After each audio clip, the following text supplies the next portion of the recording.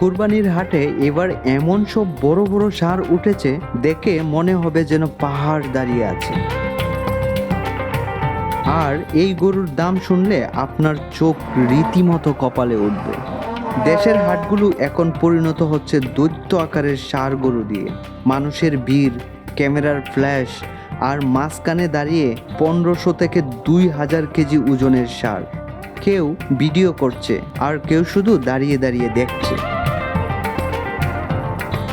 কামারিরা বলছে এই গরু বানাতে লেগেছে 2 থেকে 3 বছর। বিশেষ খাবার, যত্ন আর নিয়মিত পরিচর্যা, তাই এমন বিশাল আকারের হয়েছে। আর এদের দাম কয়েক লাখ না, সরাসরি কোটি টাকা পর্যন্ত। কিন্তু আসল গেমটা এখানেই। কোনোভাবে এই ষাঁড়টা ভাইরাল হয়ে গেলেই এই ষাঁড় হয়ে যাচ্ছে ইন্টারনেট স্টার, আর দাম কয়েক গুণ বেড়ে যাচ্ছে।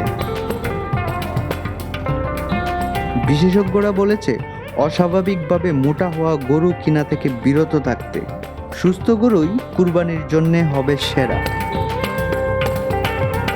সবশেষে আপনাকে একটা প্রশ্ন করি, আপনি এই ঈদে কোনটা নেবেন, সাধারণ গরু নাকি ভাইরাল হওয়া গরু? কমেন্টে জানিয়ে যাবেন।